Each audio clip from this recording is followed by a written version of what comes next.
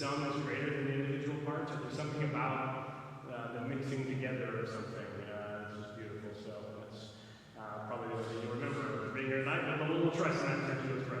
God, we thank you for your witness and your work through Paul. We thank you for this choir, these college kids. There could be a lot of places in May after school lets out that are on tour singing songs about a beautiful Savior. May we have eyes to see that Savior among us, and that Savior going to work within us. Through the power of the Holy Spirit, we follow fast the places where His kingdom is grown. We're just going to pray. Amen. All right, so Paul has caused another riot. He's caused a riot in the temple. Echoing. What do you back up, Dawson? Am I too far forward? Is that back up a little? Dawson's doing it. Yeah, that'll fix it. All right, I'll back up over here. Be a little less echo. All right, is that better? Yeah? Not really? Okay. All right, I'm still not going to sing, even with that there. All right, there was a man named Ananias. Remember, Paul's telling the story of what happened to him and why he has this faith and why they ought not, kill him. Paul continued, he was a devout, law-keeping Jew, and all the Jews living in Damascus would testify to that fact. Remember, he's talking to Jerusalem. They're in the temple. They've come up to the barracks, and that's who he's addressing. Law observance is of big importance. He's trying to say this is a story of our ancient heritage come true in Jesus. I'm not a heretic. I'm not denouncing. I am proclaiming what the God of Abraham and Isaac and Jacob wants. He came and stood beside me and said, Brother Saul, receive your sight. In that very moment I could see, and I looked at him. And this is what he said. The God of our ancestors chose you to know His will, to see the righteous one and hear the word from His mouth. This is because you're going to bear witness for Him to all people, telling them what you have seen and heard. Now then, what are you going to do?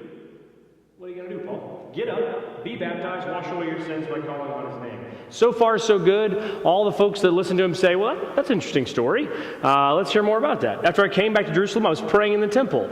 Not here to denounce it, not here to tear it down. I'm here to pray in the temple. I fell into a trance, and I saw Him speaking to me. Hurry up, He said. Leave Jerusalem as quickly as possible. They won't accept your testimony about me. But Lord, I replied, they themselves know that in all the synagogues they used to imprison and beat those who believe in you. When they shed the blood of Stephen, your witness, I was myself standing there and giving my approval. I was looking after the cloaks of those who were killing him.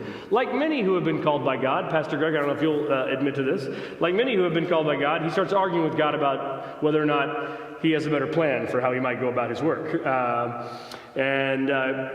The Lord says, no, He said to me, go away from here. I'm sending you far away to the Gentiles. People lose it. This here is the moment where they all their fears come true. He's been saying we're going to the Gentiles. It is difficult for us to, I feel like it's more echoey, Dawson. Whatever that was, let's stop doing that. It's hard for us to get our minds around how powerful and transformative. I wonder if I can move this. Can I do this? Look at that. It didn't even fall over. How challenging the notion that the Gentiles were part of God's story was to the first century Jewish folks. I often resort to using like collegiate metaphors. We have any Aggies here? Whoop, whoop, whoop, whoop. Yes, you're always ready to whoop. Fantastic. So if you were to get, just remember where Paul is, if you were to stand decked out in your finest maroon on the third deck of Kyle Field or down at midnight yell with a microphone, and you said, brothers and sisters of all that is good and true in Aggie land, we of the 12th man heritage, whatever things are said, I have had a vision, and the vision means that the future and the truth is in Austin, and it's burnt orange and rides on a longhorn. Right. And so then you think, how am I going to get out of this place alive? That's not that. I mean, that's kind of a funny version of what Paul's doing. He's in a place that has been built. I mean, Gentile means non-Jewish. It's not a category of people. It's a non-category of people. The Jews are the people. These are the non-folks. And remember, this is not for a generation like your parents went to A&M or, in my case, uncle and things like that. Like that deal. It is 2,000 years of telling a story over and over again to your children. Remember Mary when she gets the calling to be the one who has the incarnation begin in her? What does she do? She sings a song, right? And her song is about what? The promise to Abraham, the promise through the prophets, the promise to Israel, the faithfulness of God. So Mary grows up a young girl in Nazareth like every other, a law-observant Jewish family hearing the story. One day God's going to come. God's going to show up, and God's going to be with his people. And all of these Egyptians, Persians, Babylonians, Greeks, Romans, fill in the blank, all of them are going to find out who really is in charge and what God really looks like. And then Paul says that has happened, and they're invited too. That's a tough sell in any context, and really tough. That's what he said, and so they don't want to hear it. Up to that point, the crowd was listening to Paul, but now they began to shout. Away with him from the face of the earth, they yelled. Someone like that has no right to live. So they are ready to settle this, and we've been dealing with all through Acts this issue of table fellowship among Gentiles and Jews, and law observance or not. And here we see that Paul is back in the temple, giving his best support for why Jesus is the hope, not only for Jews, but for the Gentiles, and they don't want to hear it.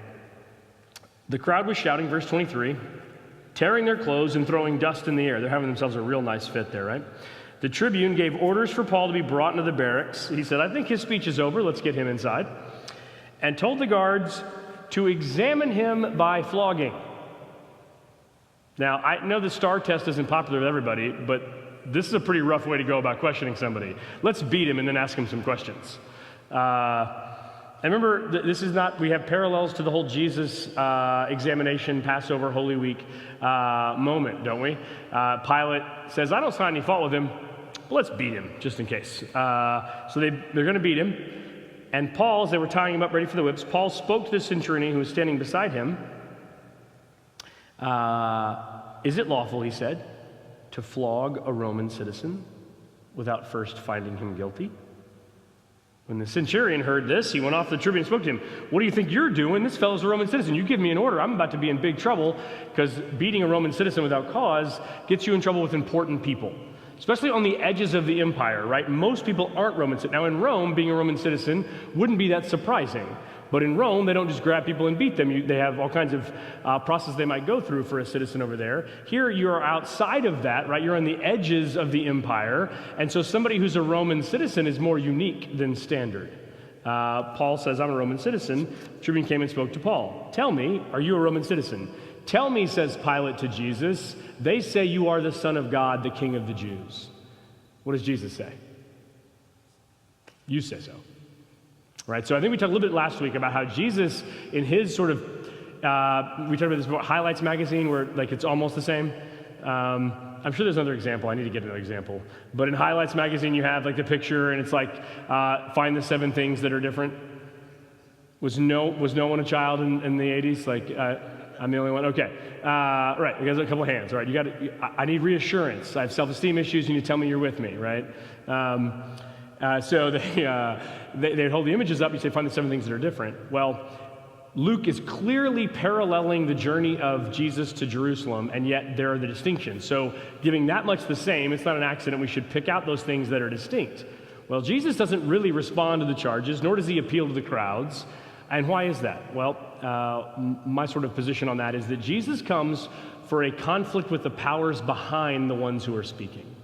Jesus' sort of trip into Jerusalem to face the cross isn't really about Pilate. Pilate's like a presenting issue of a much deeper problem in the world. The Sadducees and the phony religious trumped-up authorities of the temple, that's not his primary concern. It's the powers and systemic evil and the name forces of principalities that are behind the fact that even places that are supposed to be holy get corrupted. That seems to be Jesus' mission, and so the folks that he's in conflict with, death itself, sin itself, convincing Pilate's not going to change that. Paul, on the other side of Jesus' victory, gives us a little bit more of a model for what that might look like for us when we're challenged, is that he does, in his local situation, make a case, claim his rights, and have answers for those who accuse him. So I think part of that is Paul's story, like ours, is localized and particular, whereas Jesus, while it happens in a particular place, is a cosmic confrontation that takes place between him and all that is broken and hurting in the world. And Jesus has already died in Jerusalem. Paul is headed to Rome. Paul's headed to Rome pretty clearly from a couple chapters ago. That's where that conflict's going to at least culminate in the book of Acts. Questions on that? Y'all with me? That makes sense? Yes, sir.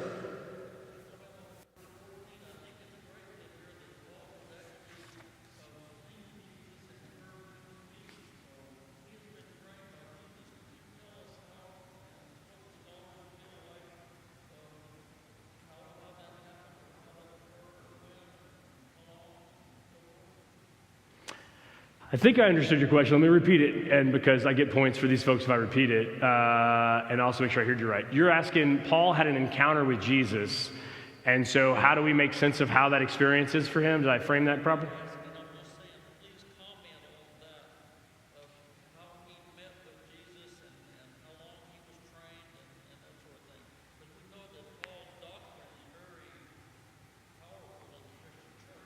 Yeah.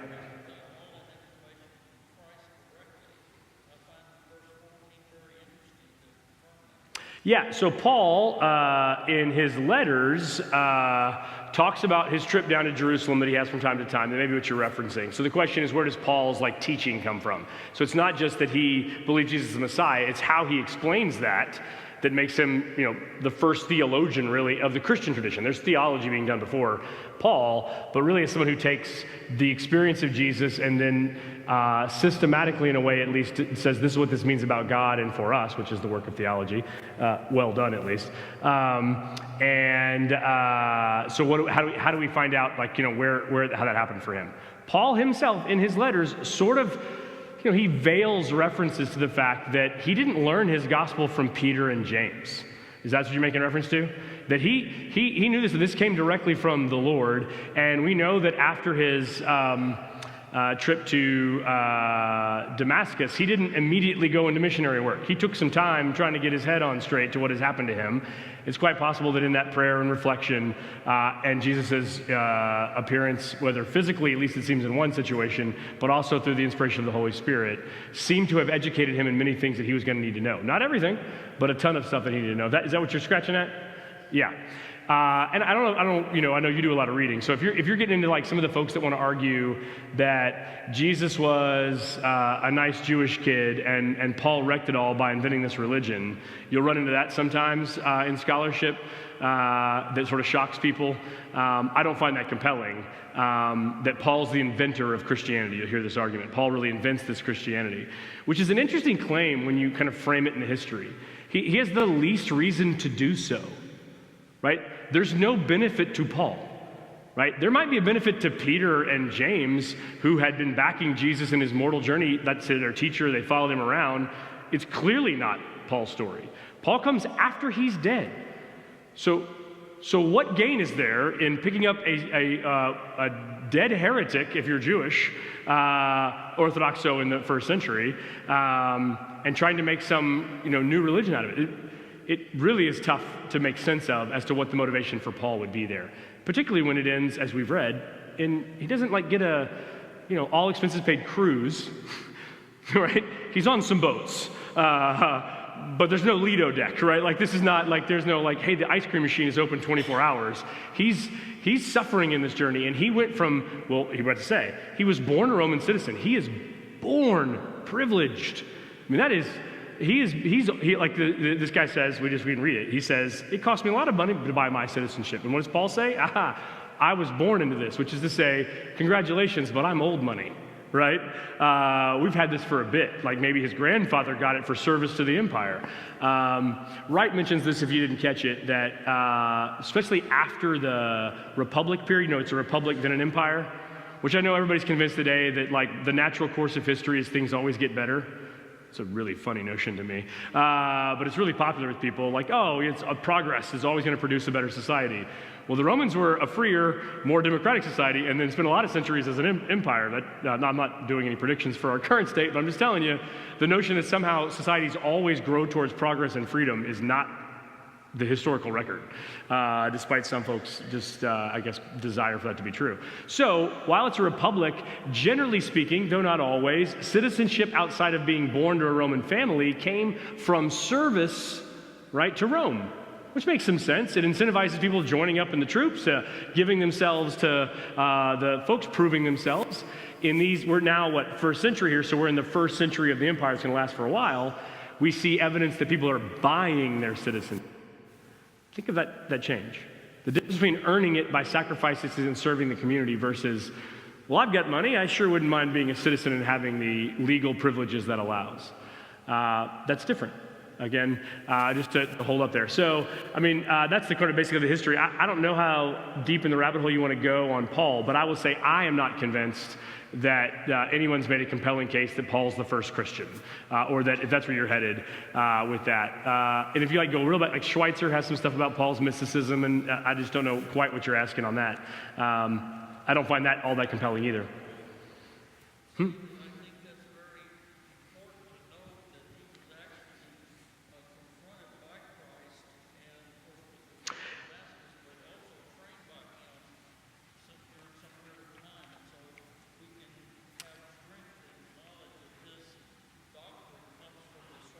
Oh, see, you only had to say it 3 times. I caught you now. So his point is that we can trust Paul's teaching because of his direct connection to Jesus. Totally, I absolutely agree. So now I'm with you. And then you do have folks that will say things like, and there's a move even modern folks will say, look, I'm going to focus on the red letters. Do you ever have a Bible that have the red letters that say, what Jesus says? That isn't a bad place to start. And if you want a ranking of important things, the red letters is a great place. But that doesn't mean we dismiss the black letters, and there's some unhealthy things around that, particularly when Paul says things that make us uncomfortable. Here's the thing about the Bible. If you want to cut the uncomfortable parts out, it gets thin in a hurry. Jefferson actually does this, by the way. Jefferson carves out parts of the Bible that he finds inconvenient and unhelpful. There's a Jeffersonian Bible. It's much shorter. I'd be interested in checking that out. But for me, I think I'm going to trust that it's been handed down by people who, like me, have been reading these pages and finding God's Word speaking in that. Now, I think it's a living and active thing, meaning I think the Holy Spirit attends to that. I don't think the power is in the ink that's been stamped onto a page. I'm not that wooden or literalist about it. But I do think it is this treasure trove of the truth that we've been handed down that we can trust. In Wesley's language, it is sufficient for salvation. Does it have every bit of human knowledge in it? No.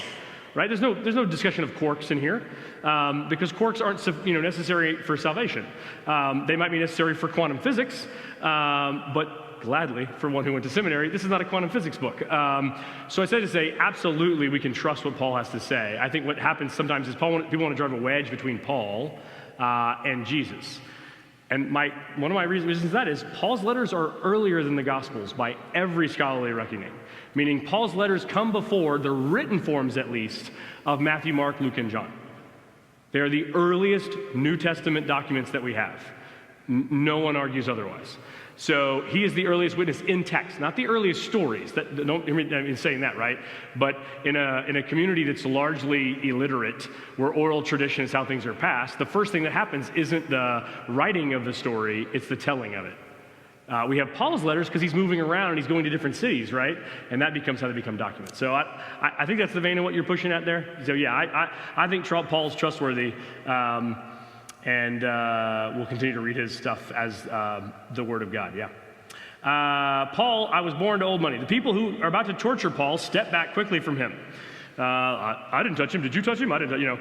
As for the tribune, he was afraid, discovering that he was a Roman citizen and that he tied him up. Wright points out that there's probably an article carried that Paul has on him still that would prove this, called a diploma. All rights and privileges thereunto, right? You see that on a diploma when people graduate or whatever? Same idea. He's a citizen. He has some kind of capacity to prove that. They wouldn't just take Paul's word for it, that he was a citizen. Maybe in Rome you could say, yeah, I'm a Roman citizen. They believe you. When you're in the foreign edges of the empire, they're going to ask you to prove it. And by the way, Wright's story about being annoyed about being asked for ID in an American airport to buy a drink is an amazingly British story. The British had a very different experience with alcohol than the U.S. Community. So, they didn't have the UMW. You know the UMW, right? United Methodist Women, like changed the Constitution. Like that was largely why Prohibition happened, because the UMW were like, we're tired of seeing men not come home from work and not feed their kids. And they're like, well, we'll show you. Like, you think you're going to spend your money on gin? We'll make gin illegal. And so, like, don't mess with the UMW is the moral of that. But that never happened in England. And so they have a very different kind of connection to alcohol. And so it's just hysterical to hear him say that. We were... I had a friend to do a PhD in Durham. In fact, they still live over there, her and her husband. And so we were visiting them, and we went to church with them. It was a lovely experience. And then afterwards, all their friends, they go to the pub and have a couple pints, right? And I'm like, this is a very non-Methodist after church. This is not Luby's. Like, I don't know what to do right now. And I was trying to explain to them, and they were laughing. And they were like, people don't go drink after church?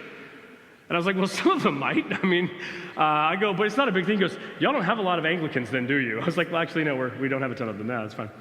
That was funny. So anyway, that's he's about proving that in the airport as his example. On the next day, still wanting to get to the bottom of it all and to find out what had been alleged by the Jews, he released Paul and ordered the chief priests to come together with the whole Sanhedrin. That is, he transferred Paul. We see Pilate do this too, right? Back and forth with who's going to take responsibility for this. He brought Paul in and presented him to them. All right. Questions on that? I did quite a bit in the middle of that, so we'll jump to 23. We're ready.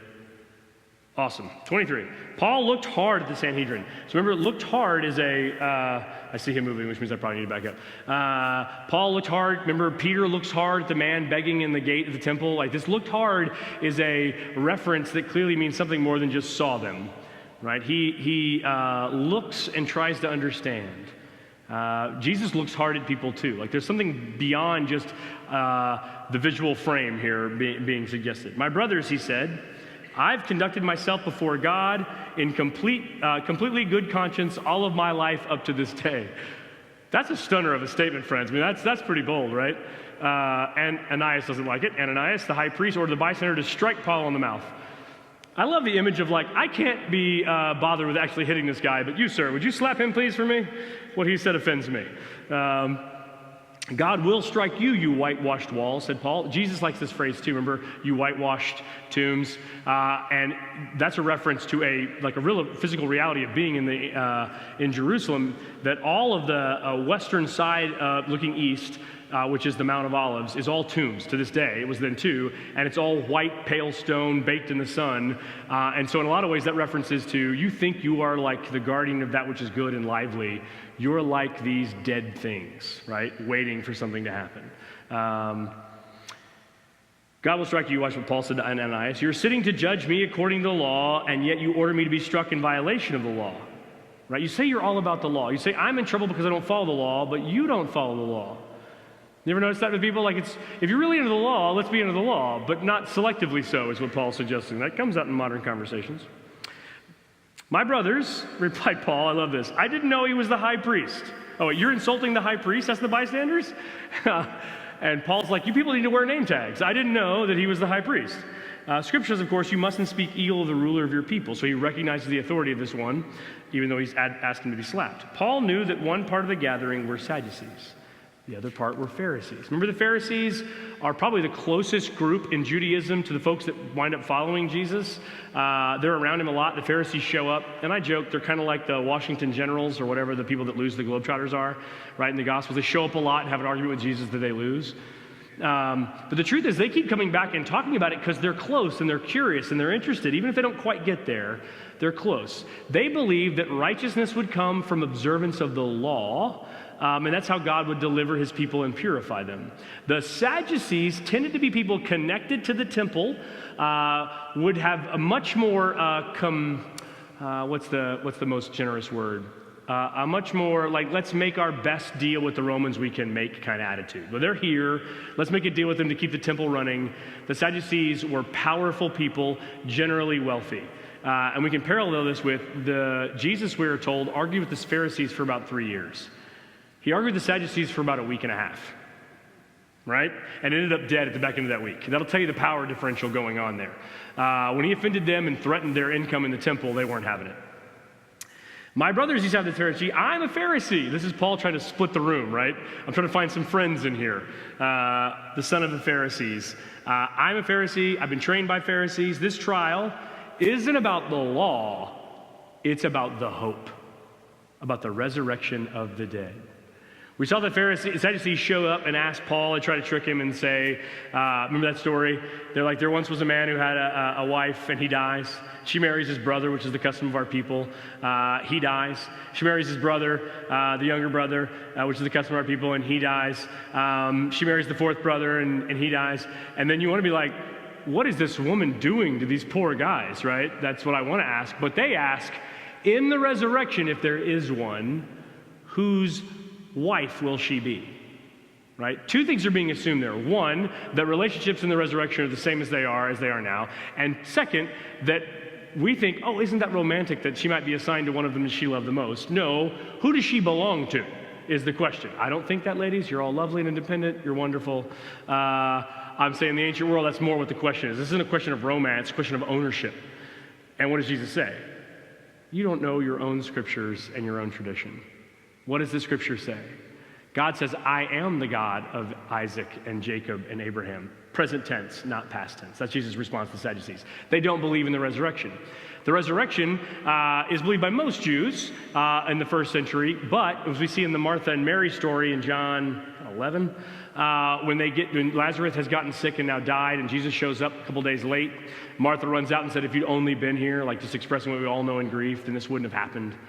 And Jesus says, don't you believe in the resurrection? And Martha says, well, sure, at the end of all days, he'll be resurrected, right? At the end, that's the expectation. No one seems to be ready, including the disciples themselves, for the resurrection to take place in the middle of history. That's the scandal of Easter morning. Not that resurrection takes place, that it is the invasion of God's ultimate future in the present, and now for us, the past. Which I don't want to ruin the surprise, because I've said we're going to do Revelation in the fall. There's lots of conversation to have there, but people always ask, do you think we're in the end times? And I'll say, honestly, post-Easter is the end times, because the end, at least in some way, has brought the end to the present and our past, right? That's what's happened in Jesus. Paul knows that the Pharisees believe in the resurrection at the end, and that they'll stake themselves, argue with the Sadducees on that issue, and so tries to put a wedge between them here, and it works. At these words, an argument broke out. Oh, I'm sorry, I should add. The Sadducees are disincentivized to believe in something like the resurrection, like many rulers. Because if the resurrection is true and has invaded the present course of human history, then Caesar isn't as powerful as he thinks he is. Right? Then those who threaten bodily death for people don't have as much power as they used to have. People who aren't afraid to die are dangerous. That's not necessarily like want to die, not looking to die, but the fear of death is something that institutions, governments, religious people have used to control people's choices in a number of ways. And freed from that, the power of people like the Sadducees who control the temple, who can say, come to your prayers now or it won't rain on your field, and that we can make sure, deliver present realities, but there's no escaping the power we have in this temporal world. They don't want to hear a revolutionary notion like resurrection. And they sure don't want to hear a revolutionary notion that's invading the world, like on Easter. At these words, an argument broke out between the Pharisees and Sadducees. They were split amongst themselves. Here's the parentheses that Luke just explained in one sentence, what it took me half an hour to tell you. The Sadducees deny that there's a resurrection or intermediate state of angel or spirit, but Pharisees affirm them both. Intermediate state is a consciousness, is a life of being between death and resurrection, which we've talked about being like, Jesus says to the thief on the cross, you'll be with me today in paradise. Paradise is probably a better word for that. When we say heaven, it seems like a finish line, when really even paradise and the people in it look towards the coming resurrection with hope. We can get into that if you want to at some point, but that's a large topic. But I believe in an intermediate state. If you want my cards on that, leaning on Hebrews, the great cloud of witnesses that cheer us on, and in Revelation when we have present reality, people worshiping, it seems, who have died and gone on to glory. Plus Jesus' own words seem to suggest that it's a present truth that God is the God of Abraham, Isaac, and Jacob, and not a past tense. But I do think the physical resurrection is the ultimate promise, if that makes sense, and perhaps more important than the intermediate state. Well, it is more important than the intermediate state. And the physical resurrection, by the way, is like in a place that you know. But, so one of the best it sounds silly, explanations of that is actually the 7th book of the Narnia series. Do you know Narnia, C.S. Lewis? So he writes these books, they're children's stories, supposedly, right? But when you write a children's story and you're a genius, lots of stuff mixes in. And so Lewis writes this book. And in the 7th book, the children who've been going back and forth come again to Narnia, the land of Aslan, who is the Jesus figure of the stories. And they say, don't send us away again, we want to stay. And he says, don't you know? You'll never leave my land again. That there was a train accident in the real world, and they actually die. And so they start looking around, they say, wait a second, this is Narnia, but it's something more. It's earth, but it's something more. That is, that the resurrection is the world healed.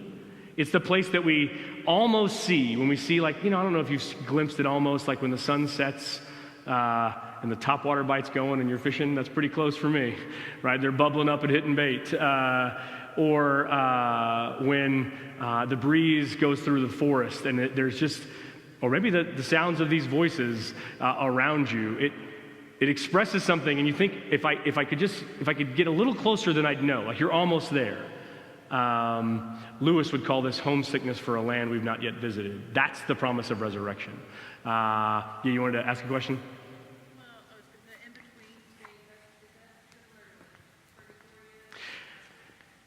Yeah, so I don't mind saying that we don't do the Wednesday night classes in the summer, but the June book study is The Great Divorce, which is another book by C.S. Lewis. I'm a fan. I'm looking at my phone, look up the date to make sure I tell you right. She could put it on the screen right now, but she knows it. It says June, like, nope. 12th. June 12th, Wednesday the 12th.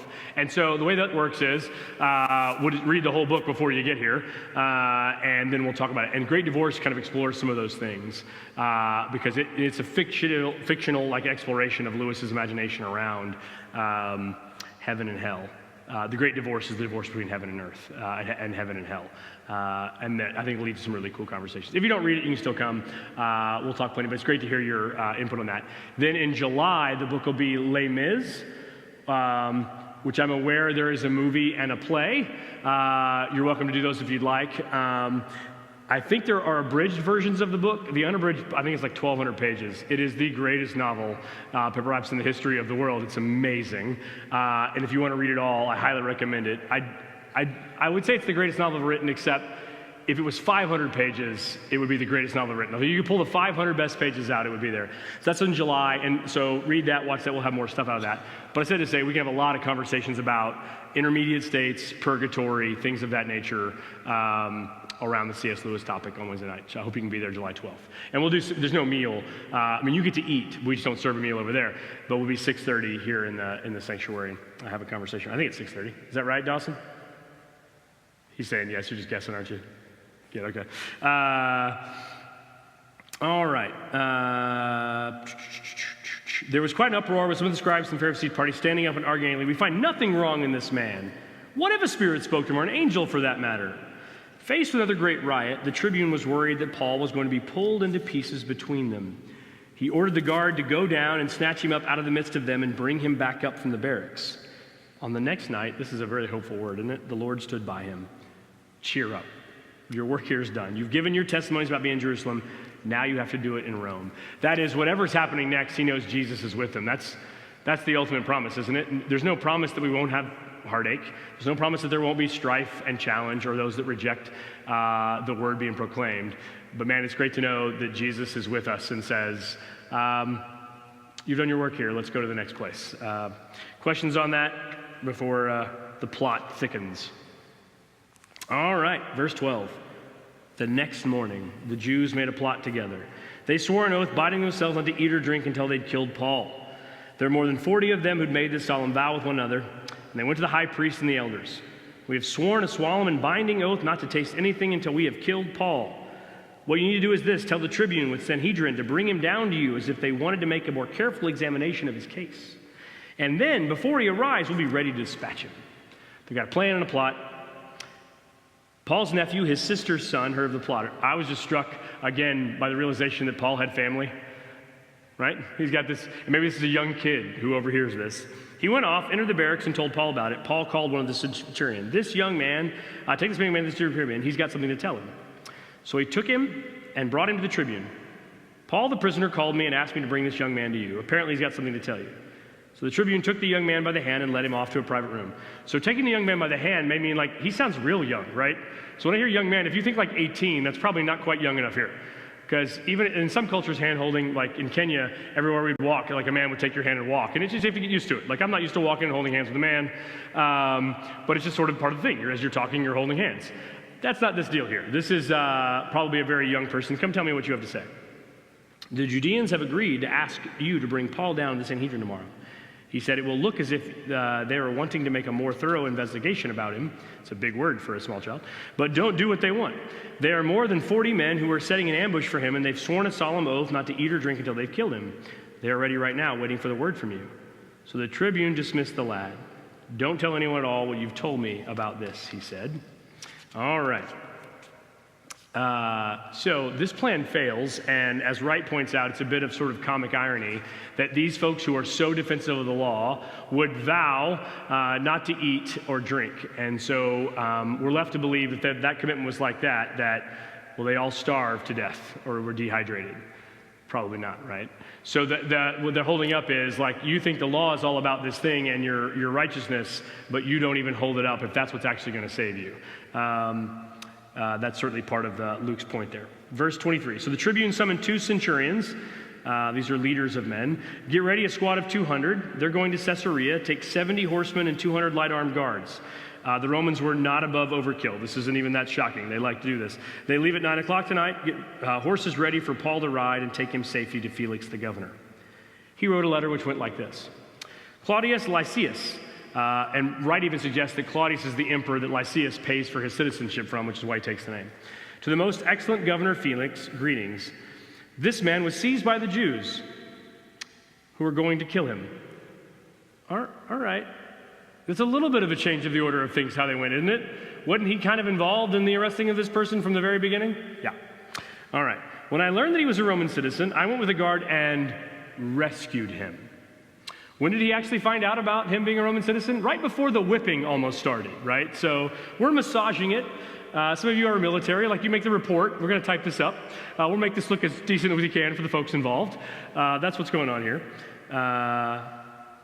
I wanted to know the charge of which they were accusing him. So I did the proper thing. I took him to the Sanhedrin. There I discovered he was being accused in relation to disputes about their law, not ours, but the Jewish issue, but that he was not being charged with anything for which he would deserve to die or to be in prison. I then received information that there was to be a plot against him. So I'm sending him to you at once. I have told his accusers they must inform you of their charges against them. So the soldiers did what they were told. They took Paul and brought him by night to Antipatris. And the next day, they followed the horsemen to go on with him, and they returned to the barracks. The company arrived at Caesarea and handed him over the letter to governor, presenting Paul at the same time. Felix read the letter and asked which jurisdiction Paul was from. He found out he was from Sicilia. I will hear your case, he said. When your accusers arrive, he ordered he be kept under guard in Herod's Praetorium. Herod's Praetorium is in ruins now, but it is still in Caesarea Maritima. You can actually stand in what was most likely part of that center and be in a place where, with a lot of confidence, we can say Paul, the apostle, stood. It's a pretty neat experience. Caesarea is a very Roman town. We've changed from a very Jewish setting in Jerusalem to a town built by Herod the Great, a generation before, 2 really prior, for a port town that Rome would be impressed by because Caesar was his friend. And so now we're on the precipice of being in Rome, on the port town, and that's where Paul is sitting. When we get a good bit of lawyering, are you ready? Bring on the barristers. We'll do at least 9 verses of Acts 24.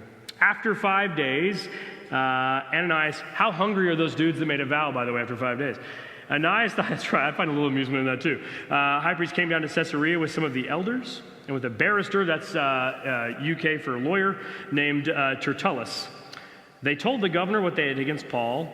Paul was summoned, and Tertullus began his speech of accusation. By the way, I do think that's great. I think we should, no more prosecuting attorneys. This is the attorney of accusation. I don't know, I just think that's nice, it's dramatic. Most excellent Felix. Sound like a lawyer? We were enjoying great peace because of you. You are so wonderful. It's so great to be in your court today.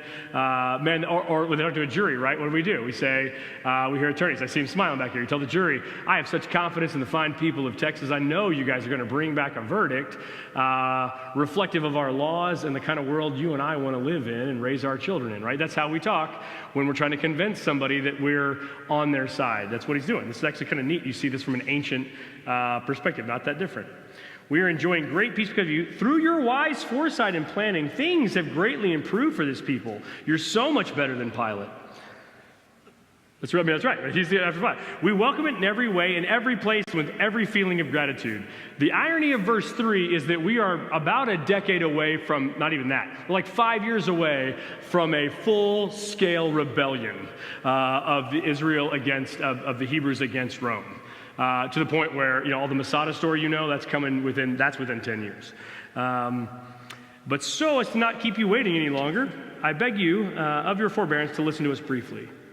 We find this fellow to be a public nuisance. What's Romans' concern? Rome says, calm down, quit quibbling over like religious issues, and get back to work. They don't want a riot. They don't want a disturbance. They certainly don't want unrest. And generally, they want people in the fields. They don't want a war, because in a war, they don't farm like they would farm. You can't tax them like you would tax them. In a war, they don't have livestock. They get taken up in all kinds of things. In a war, frankly, people don't have as many children as they would have, and you want babies being born in your colonies so that they can grow up and pay you more taxes and work the fields. Rome wants peace, use our roads, play by our rules, and we'll leave you basically alone. That's kind of the deal they want to make with people. And people who don't want that deal confuse them. Why wouldn't you want the blessing of being ruled by Rome? And so that's what he's saying. You Romans are doing a great job of doing that. He's a threat to peace. Not that he's a problem. That's not the real issue. He's not a problem for our Hebrew laws. He's a threat to peace. He stirs up civil strife among all the Jews all over the world, not just in Jerusalem. This isn't a small issue. It's an empire issue. He's a ringleader in the sect of the Nazarenes. He even tried to defile the temple, but we caught him. If you examine him yourself, you'll be able to find out all about these things of which you're accusing. The Jews out of their voices of the speech, agreeing that it was just as it had been said. All right, we'll pause there. I know we're getting close on time. I think we might make it. Next week, I need to tell you, in this space, there'll be no choir. I apologize that you won't get to hear any singing, but there will be a training that we're offering in the evening called active shooter training. And also like emergency response or something in that. As we've said to folks, everybody can handle it, but we're trying to be honest about that. This is when we did the big sort of luncheon, was that 6 months ago? Ish around there. That was a pretty low-key, like, hey, there's a communication things. If you're in law enforcement, we want to talk to you. Just sort of getting the word out, much more low-key. This is a bit more intense. I also think it will give you some actual training for how to respond, not just if something happens in our churches, our church, but in a movie theater or at a shopping center. And sadly, this is the reality of the world we live in. I've checked in with several of my rabbi friends as of late because there's been just too many things that have happened in a synagogue. And I think one of the challenges here, I think, is there's always been people who are not well.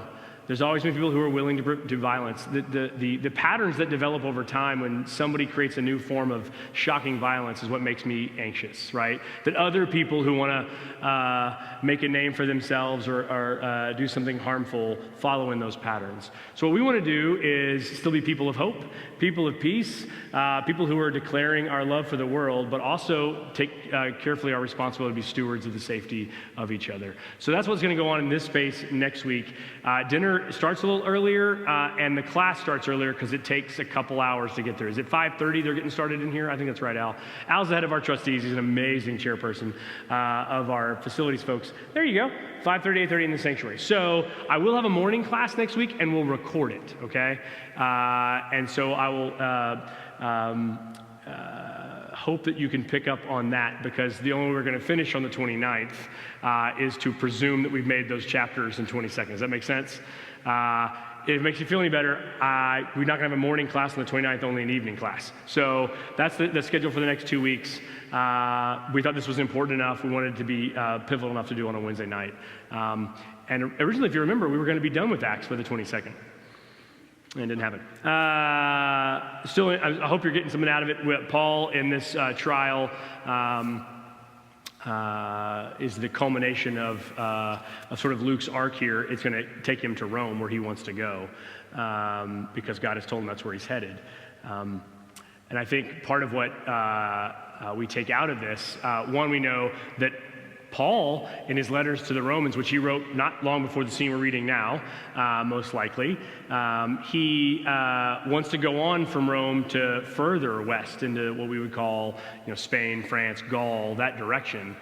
We're pretty sure that he doesn't do that he's martyred in Rome, along with Peter. But we're seeing already that the center of sort of like Christian community moves towards Rome, even in Acts, and then by the 2nd century, that move. Not that Jerusalem stops being a part of it, or that Antioch and other places aren't important. Constantinople obviously becomes a really important center, but Rome starts to take on an important central location in the life of the church. And then, of course, that's really solidified in 312, 314, Battle of Milan, and then the official adoption by Constantine of Christianity as the empire's religion, which is 250 years away from where we're reading right now. So 250 years from this like rumor of some strange Jewish sect to an emperor having to hear his mother say, you should go to church and check out this Jesus guy. Pretty amazing turn of events that the Holy Spirit is up to. Questions on the weeks to come or anything else we've talked about tonight?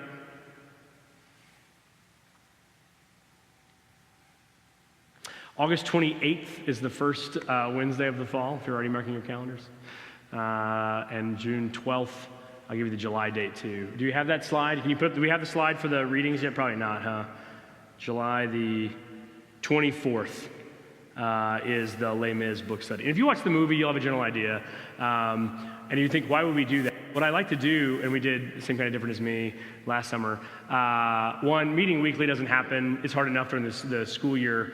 I don't know, some of you have been out of school for a bit, but it's hard during the school year to be consistent. In the summer, it's just impossible to travel, I've found, so I don't try to do like weekly Bible studies all that often. But these book studies are kind of fun. You can read them when you're on your trips or hanging out, and I think what it does is it helps us, while reading the Bible together, builds a certain type of skill that grows us in faith. Learning how to consume books, movies, stories in a gospel fashion is a real blessing too. And so what I like to do, and August is a weird month for me, so I'm not sure we're going to get it worked out right, but I like to do kind of a churchy book, sort of a classical literature book, and then more of a pop culture book that has a movie. So if like Avengers Endgame had a movie, that'd be the perfect one for this summer. I know that came from a comic, but that's not really what I'm looking for.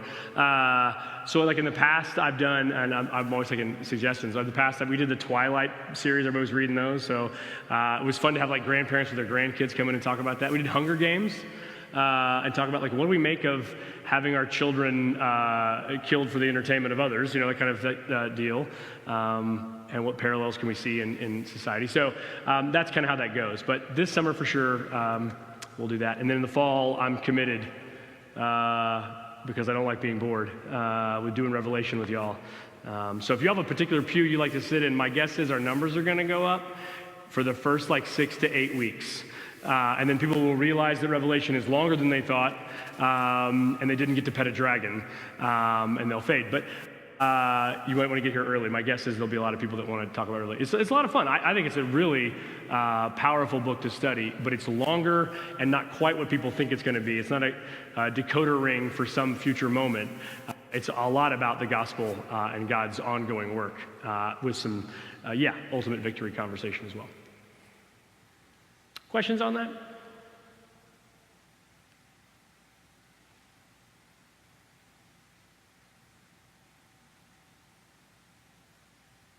All right. Questions on Acts? Any thoughts? The lawyers, do you want to rebut what I said about lawyering? I have a kinship for lawyers. That was always my default setting in life. That's where I was headed. And there are days where I say, maybe I should go to law school. Not today. It's great. I'm just saying I have those moments, in work. Everybody has those. Could have done that. No rebuttal. That's it. That's how you do it. Okay. That's right. Excellent. It's perfect. Okay. Yeah. If Countryman was here, I'd pick on him and Sloan. They're not here tonight, so they're in the other group, so they're not with us tonight. But they're a couple of attorneys that are young guys I give a hard time to. I just think it's interesting to read. I mean, 2,000-year-old, opening statement. I'm like, that doesn't sound that different. I mean, the framework's pretty similar, right? Yeah.